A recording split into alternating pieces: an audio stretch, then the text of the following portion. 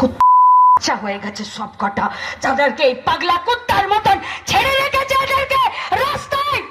সারদাতে চুরি করেছে নির্লজ্জ বেহায়া একটা রাজনৈতিক দল মুখপাত্র করে ওই বসিয়ে রেখেছে, আর তার ভাষণ শুনবো।